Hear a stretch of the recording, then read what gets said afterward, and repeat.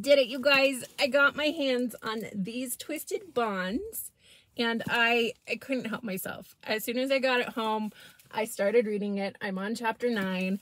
I got it from the library. I'm so glad I found it from the library so I don't have to buy this book. But because I read the first one, These Twisted Vows, it left on such a cliffhanger, I had to know more about it. But I forgot my intro, so let's get into that. Okay, hi. My name is Christy. I go by Chris D. Lynn here on YouTube and on TikTok, and I'm in the middle of documenting my author journey. And in the meantime, I read books and I do video vlogs. So we're gonna try this one, video vlog style. And I've already gotten to chapter 9 and I want to talk about it. You ready? Let's get started. Okay, these Hollow Vows ended on a cliffhanger where Bree bonds with Sebastian, or Prince Rowan. I think that's how you say his name. She bonds with him, and he ends up taking the crown because he didn't tell her that he's half unseelie. So now she's super mad. She uses her shadow magic to flee the Golden Palace, and she is running away. Like, she's so mad and she feels so betrayed that she just runs away. And then she goes to an inn because she steals some money, and she ends up, she's very savvy on her feet. She knows how to take care of herself. So she hears about how Queen Arya is these children's camps, which was a thing in the first book, and now she's like kind of mad. So she goes to the children's camps, and then she ends up finding this wild fae guy who's also rescuing the children.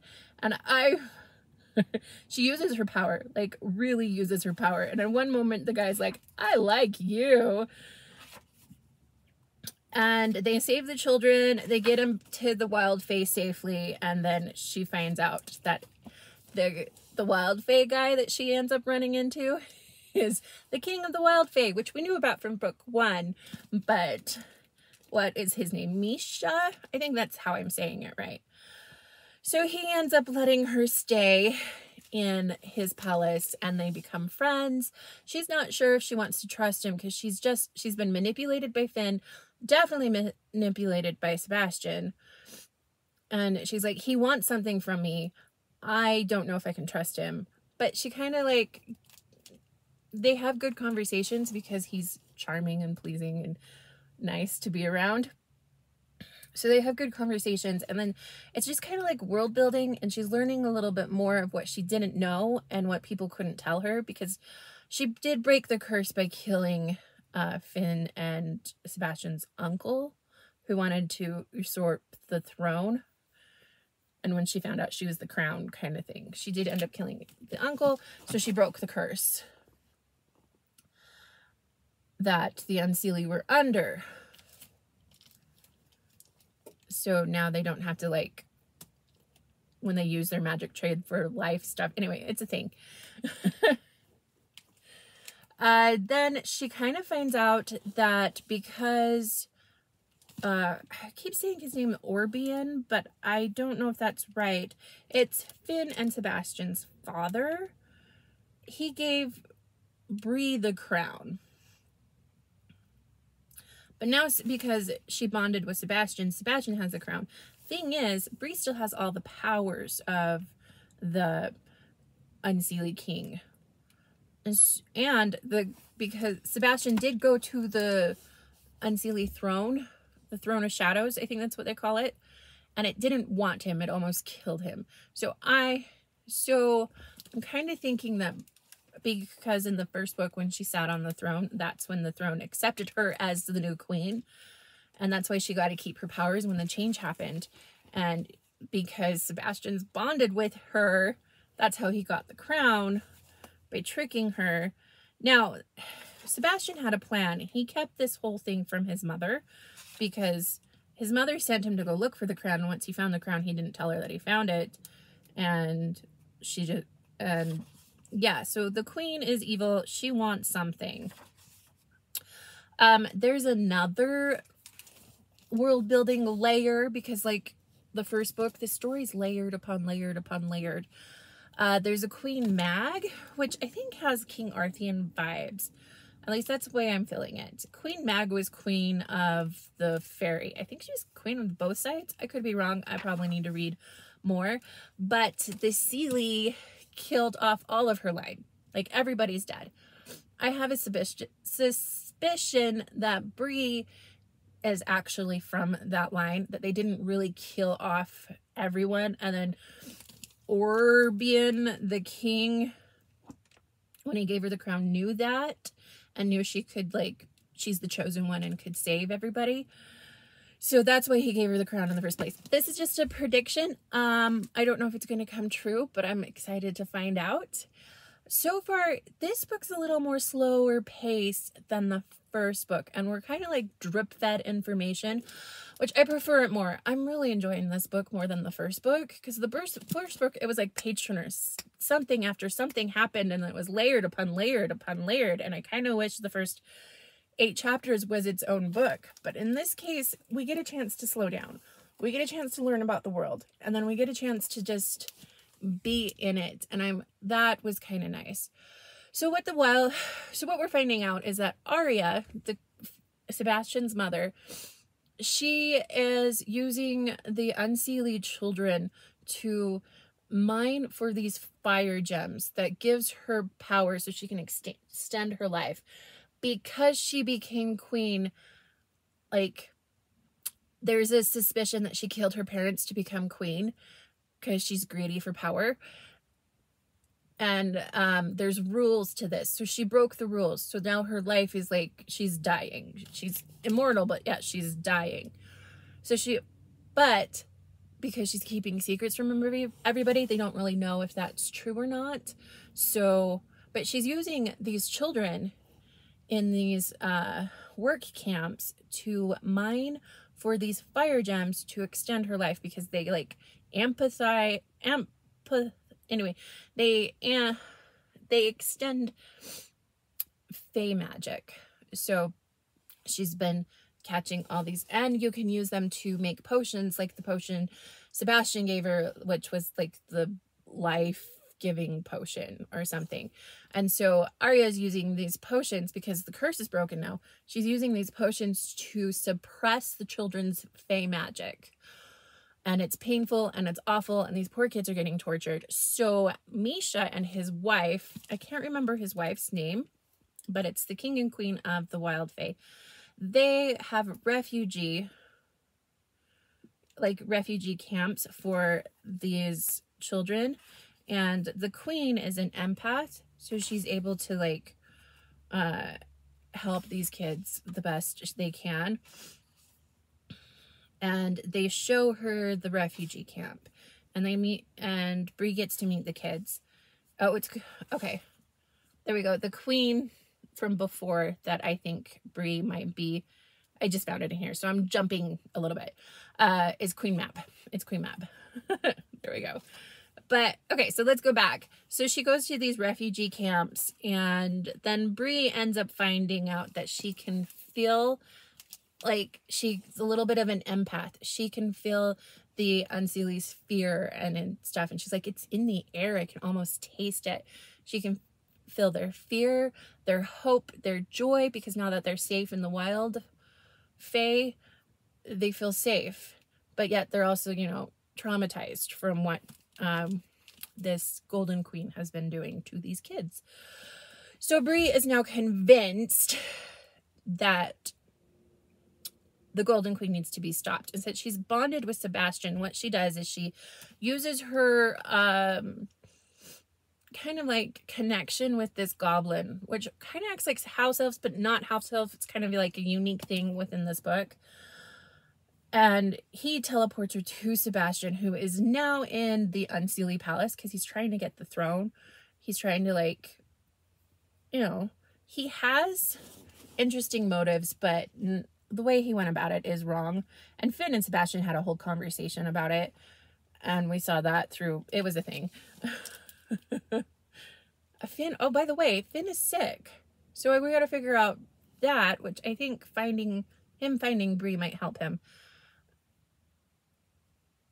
But Sebastian's bonded, and then so they have a conversation, and she's like, I'm not coming back to you. You betrayed me.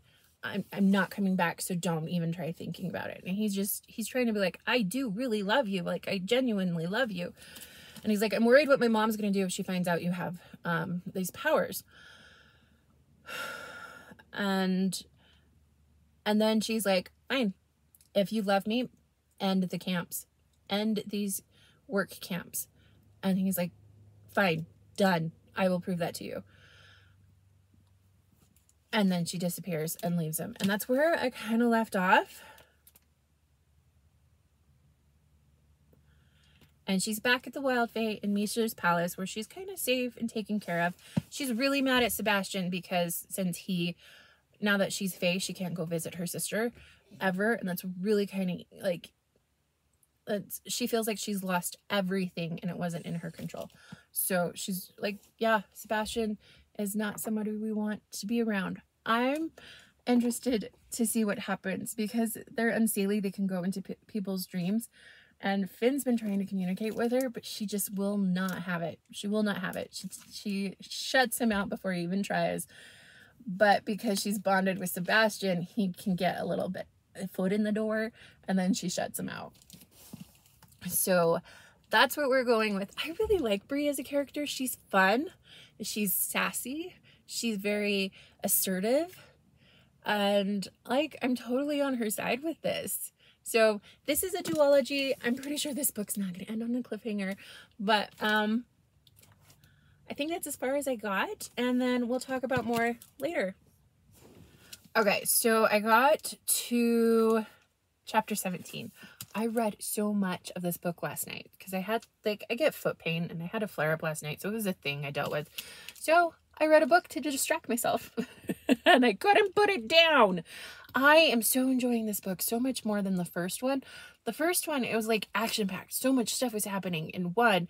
And I wish she slowed it down. But in this one, it's slowing down. Like, it's a page turner for sure because I'm excited to see what happens next. But it's kind of a slow burn and I'm thoroughly enjoying that. Like, I kind of sort of wish in the first book, that first half before Bree finds out that Sebastian is the Golden Prince, I really wish that that was its own book. Like, it left on that cliffhanger. And we got to actually have a really strong relationship with Sebastian and Bree. And it wasn't so insta-love.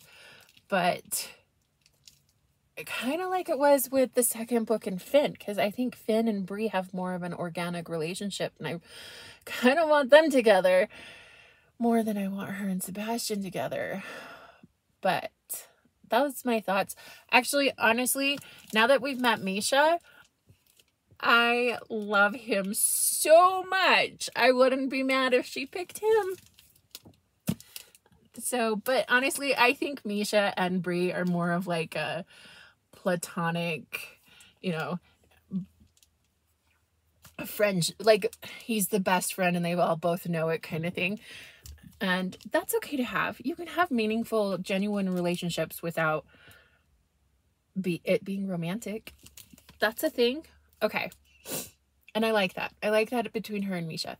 So Misha, because he has mind control powers, he's been teaching her how to put a block between her and Sebastian and the bond. Because she doesn't want him to manipulate her like he did before. And honestly, I hope she does find a way to break the bond.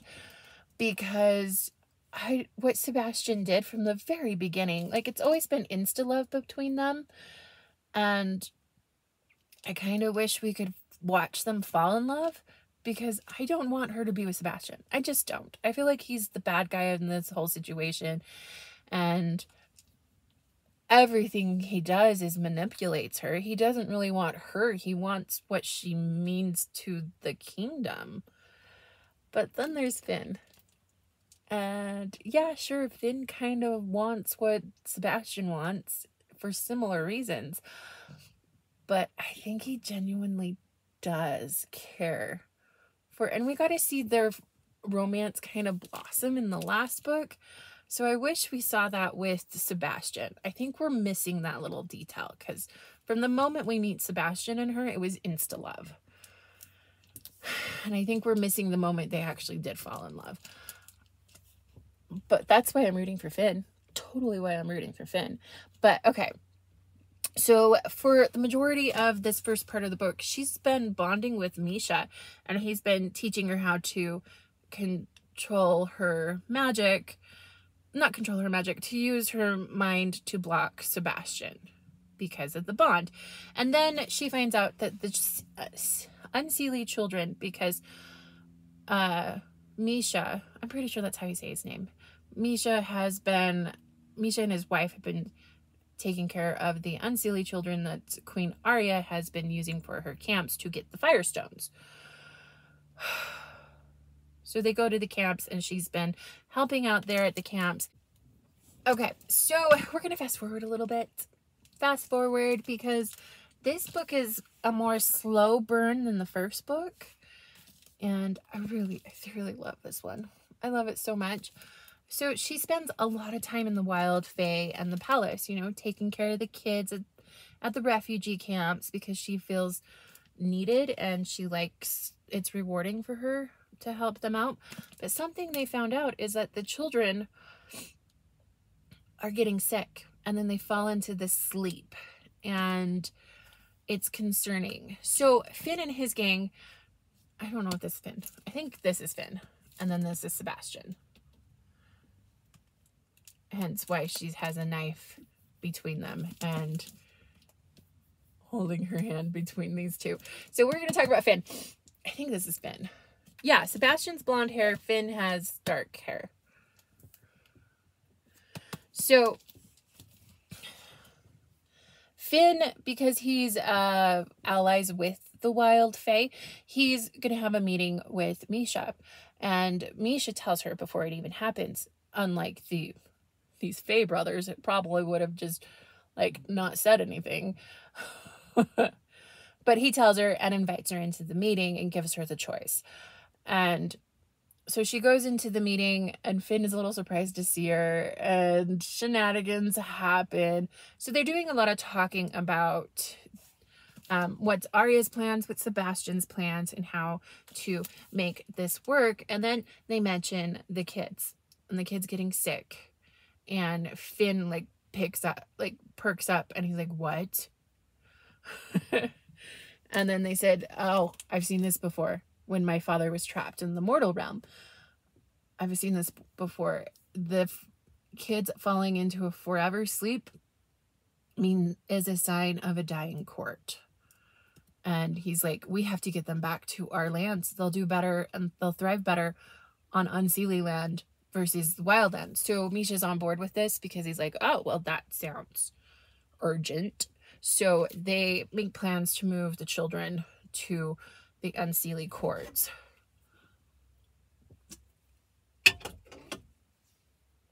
And then Finn and Bree have a conversation, and then they have a moment, and she's like, you're using me as much as Sebastian's using me. You only want me because of your father's powers. And he's like, that's not true. It's not true at all.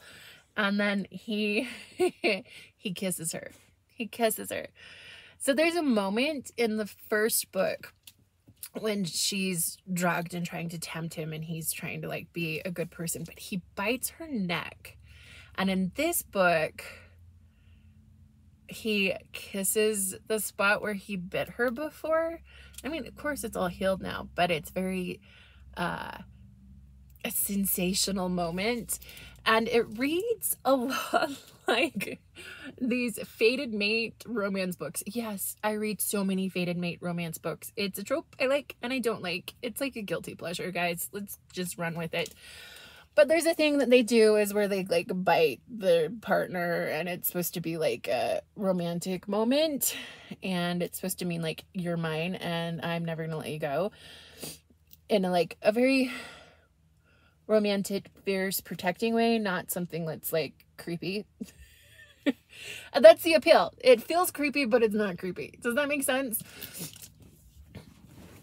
So that's kind of what it feels here. Another thing that's happened between Finn and Brynn Finn and Bree, is that her magic works better when he's around, and then he is getting sick, and then when he's around her, he starts feeling better. So I think there's a stronger, more fated mate kind of thing going on between Finn and Bree, because they don't know what's happening, but something's happening. So Finn gets an idea, and he's like, I want to go see Queen Mag, and apparently you can go into the underworld and visit your ancestors kind of thing.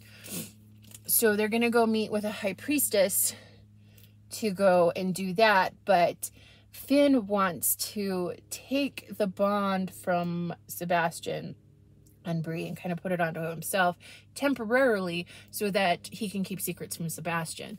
Also, I think he just wants to prove to Bree that he really cares for her. So they go back to Sebastian, and then they try to make that deal, and Sebastian is firm on saying, no, you can't have this bond even temporarily. And Bree makes it clear that she's like, I don't want this. You tricked me into doing it. I don't want to. And Bree and Sebastian have a moment, and they kiss, and she's like all confused because they share emotions, which I think is kind of a cool romantic thing. And then Finn catches them, and he's like, yep, you always do this. You go right back into his arms. And she's like, right. I don't think she can control that moment. Sebastian's very manipulative. He wants what he wants, and he does whatever he can to get it. And he took an opportunity in the moment. Anyway, so then Bree gets all frustrated, and she goes visits the children at the infirmary to check on them, and then there's an attack on them. Bree almost gets kidnapped by the Golden Court because Arya apparently knows what's going on, and she wants Bree. But before her guards can get Bree to her, because they inject her with that serum that takes away your powers and makes you hurt a lot. And apparently she feels better when Finn's around. So she fell asleep for a really long time, and as long as Finn was in the room, she was doing better.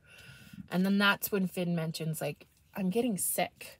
I might be falling into this forever sleep that the kids are getting into, but I feel weak. I don't feel good. The curse is broken. He should be feeling better, but he doesn't. And he mentions this is usually a sign when the ruler needs to pass on his magic to the heir, and the only way to do that is to, like, give your life force with your magic, kind of like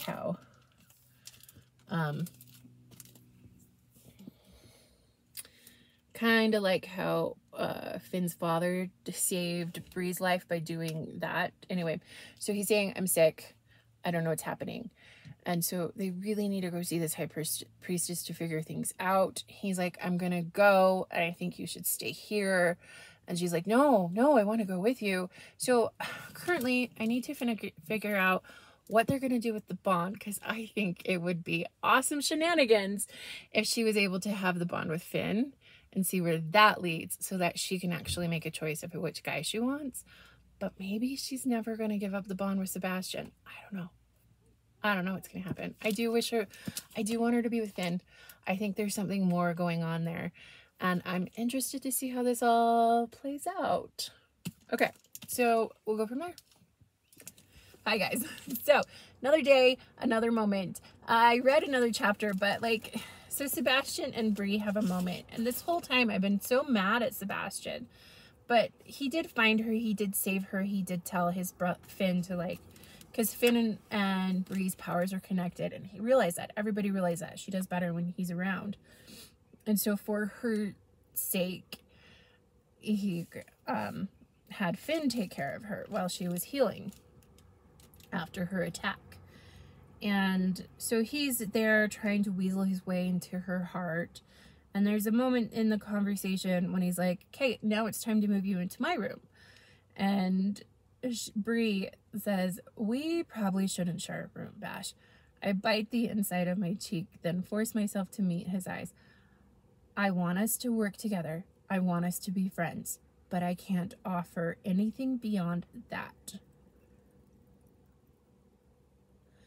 And then he gets a little like snippety with her and says, but you do mind sharing a room with him. And like, she's a little apprehensive of Finn because of what happened in last book and how he kept secrets from her. This time Finn is actually like not keeping secrets from her. He lets her in on the plans, he lets her in on things, and as long as he's learning them, she's learning them along with him. But Sebastian's still keeping stuff from her, and that's what she's not liking. Even though he's trying to prove that he loves her, which I think he probably does love her in his own way, I think friend zone is a good space for them. Keeping them as friends is a good space. So, yeah, that's what I wanted to talk about. Bree is on her way to meet with the priestess with Finn. And later on in the chapter, they end up going into they meet this another ruler lady. She's not queen, but she's like ruler of this particular village that they need to get through the mountain with. And apparently, it's Juliana. And apparently Juliana and Finn know each other, so they greet each other in a very suggestive way, which is kind of funny. It makes Bree jealous. And Finn tells Bree that they need to pretend to be a couple for her own safety because she's worried that his people will, they realize she's bonded to Sebastian, then they might like kill her to help Finn because they want Finn on the throne, not Sebastian. Most of his people do. And so now they have to like share a room together, and then Prithia's like tells Bree it's better this way. The last thing Finn needs is Juliana getting her claws in him.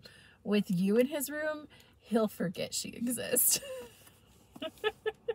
Anyway, it's kind of funny. I'm gonna keep reading and we'll go from there. You guys, this book. I really love Bree and Finn together, and I want them to end together. Like, I want them to be endgame so badly. So she's filling in some threads, okay? And she doesn't say mate bond in this book, which I appreciate, because the word mate is a thing I don't like. I like the concept. I just wish we'd use a different name. And that's what she's doing. Instead, there's something called tethered, which Finn and Bree might be, which I'm wondering if it had something to do with his father giving her the crown, or if it's just that it's kind of the fated mates situation, and that's why her magic works better when he's around. And now that she's fae, when she uses her magic, it drains from him and it makes him sick. So there's a connection there. There's a connection there, and they want to be together. She's starting to trust him again, and I'm all here for it. I'm so totally loving it. I have sped past this book so fast. I'm on 21. They actually went to like his home village because they need to go ask this high priestess to go to the underworld. And they have to pretend to be a couple, even though they're not. And she's bonded with Sebastian.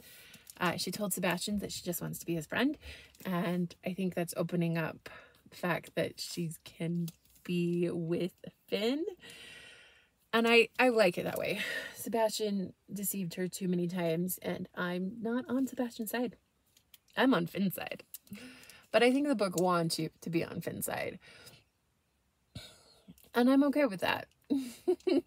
So they did this celebration, and he washed her feet. It was all kind of sweet and charming. And then there was a waterfall scene, which was pretty steamy. But because she's bonded with Sebastian, he felt it, so it ended quickly. Too bad. I kind of wish to see where that would have led. I do like this book though. I think this is the right kind of spice for me when it's pretty much closed the door, but yet they're feeling all the emotions. So I'm having fun with that. I like the more steamy things than I do like the spice, if that makes any sense. Oh, I'm just babbling on. So yeah, they're having a tender moment as they're attending the celebration of his hometown. And just to see Finn in his hometown, it makes me feel like I want to go back to my hometown, because I'm from a rural area. So that's relatable and I find it fun. So they're at a slow point in the book, and I'm liking this book a lot more than the first one because it's just a slow burn and it feels better. It feels good and I'm liking it, but I'm curious to see what happens next. So we'll start from there. Okay, you guys, I finished the book. I got to that part where they went to the celebration at Finn's hometown, and I finished this book like in a day. I finished it over the weekend because I just couldn't put it down. It was such a fun book. Like, I predicted so much in this book, but it was still fun. I still had a lot of fun with it. Okay, so they do the celebration and they're pretending to, Finn and Bree are pretending to be a couple, okay? And that goes smoothly well. It's super cute. Yeah, it's so fun. I had a lot of fun with that. But then let's fast forward a little bit, and then let's go into like when they actually meet with the high priestess. When they meet with the high priestess, she is Juliana. Oh gosh, guys, it's been a little while. She's Juliana's mom, and she's like, yeah, I don't want you to go to the underworld because Bree's a mistake and she should have been dealt with a while ago. And she really, really is kind of like adamant, like, no, this isn't happening. You guys can't do this. But then, because the high priestess made some oaths with Queen Mab, whatever her name is, she starts having like this seizure and her nose starts bleeding, and then she's like in lots of pain. And then something possesses the high priestess and tells Bree that she is a daughter of Queen Mab, and that Finn is Finn is her tether, which it kind of works like where she can draw power from him. It's kind of like a one-way thing, which is probably why they feel so connected and feel like there's this romantic thing with them, because sometimes a tether is romantic. It's not a mating bond. It's not that. It's more like a protector kind of thing. So that happens. They have to leave really quickly after they find this out, because also the thing that possessed the high priestess tells them that she has to go to this certain river, certain tree with Finn, her tether, and then the portal will open and then they can do that. So they end up going back to the Unseelie realm. They end up telling Sebastian, and Sebastian's like, oh, I'm going to come with you. And he's like, no. So Finn's like, no, we're going to do this. And sorry, give me a second. Okay, so Finn and our Bree, I wanted to call her Arya, but that's the queen's name. Finn and Bree have to go to this certain place. And now once they go to the certain place that with the river and the tree thing, their powers will be like non-existent. And so that also means the bond with Sebastian will be unheard. And so once that happens and they get to the ridge, I think that's what it's called, Finn is like, can you feel Sebastian? And she's like, no, I don't. And it's like, good. And then he kisses her. And then they have, moments together. They end up having their sweet moment together. We're going to give them that. And then they end up finding the portal. They end up going to the underworld, and they end up talking to Queen Mab. And then Queen Mab tells her everything. So apparently Bree was supposed to be this chosen. Mab's line has been dead, but there was one of Queen Rhee. Anyway, one of the ancestors, she turned her daughter and like had her take this potion, and so now she's mortal, and then had her go live in the mortal realm. And there was this prophecy of a mortal taking the crown, and that is Bree. Her mom knew it, they knew it, Finn's father knew it, that's why he gave her the crown. So it just kind of all comes together, and it all makes sense. And then they're like, okay, but how do we fix our kingdom? And then the Queen Mab is like, to fix it, you need to get the crown. But you can't, first you got to take care of Queen Arya. And once you have the crown, then either you have to like bind your soul to Sebastian so that, because he has the crown, or he has to die. And she's like, no, he doesn't, I don't want him to die. So then he's like, well, then you're going to have to like strengthen the bond and bond your soul to him. And you have to do that through this river place. And that's how you fix the kingdom. And so Finn is all for like, let's save my kingdom. But he's like, I don't want to share you. So if you're going to have to do the bond, I will stay your tether, but relationship is not on the table. So she's a little heartbroken, and she's like, well, I have to do this for the kingdom because now I'm a good queen and I'm going to have to do this. And so they almost not make it out of the underworld. She almost tries to live, like the monster almost catches them, but then they find another portal out, and, you know, things happen.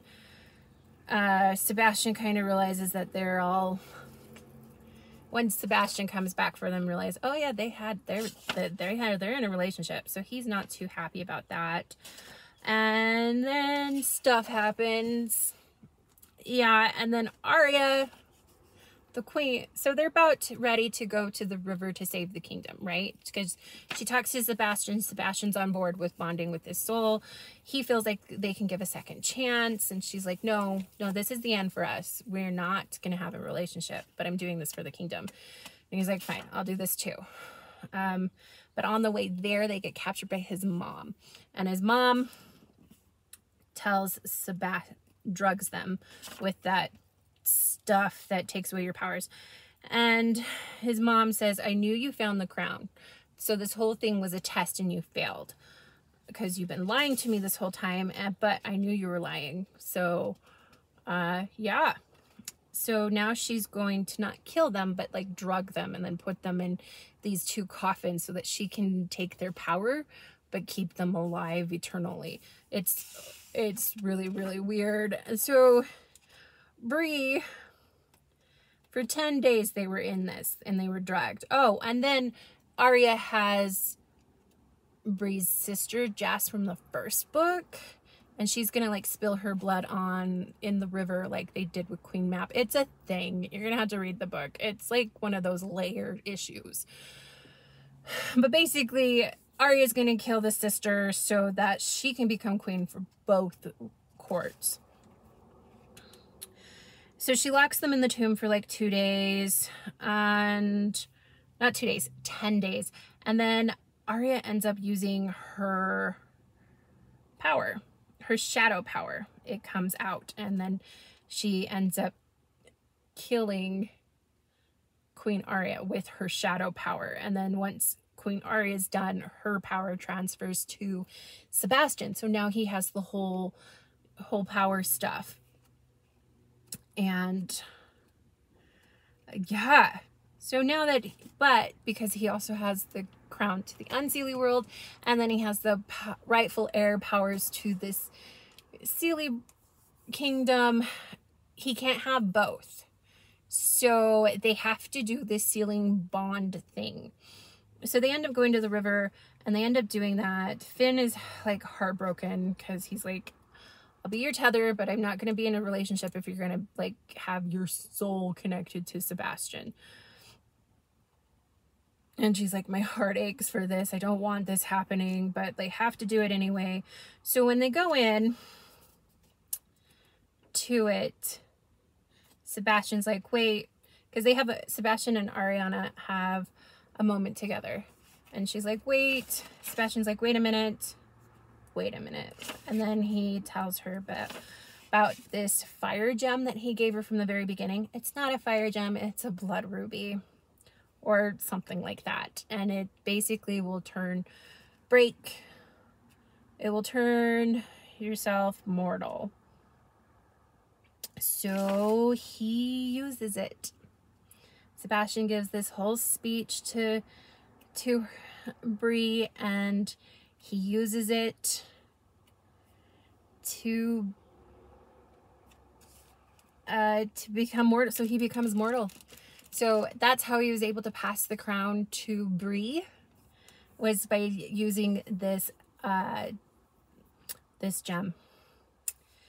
And so he's mortal, but he can still be king. They find a way to make that work for him being king to the Unseelie.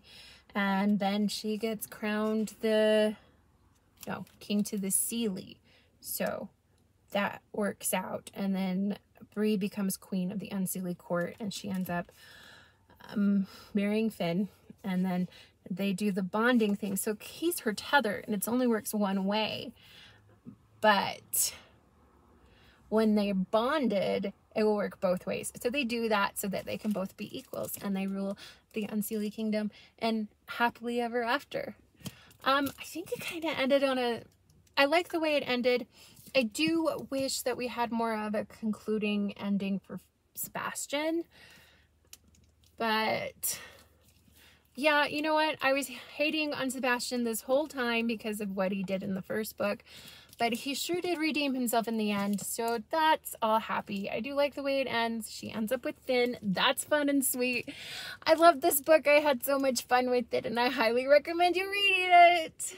Okay, I think that's all I have for now. So thanks, guys. Subscribe if you liked this, you know, all those things. And I hope you have a nice day. Good luck with your reading. This was so much fun.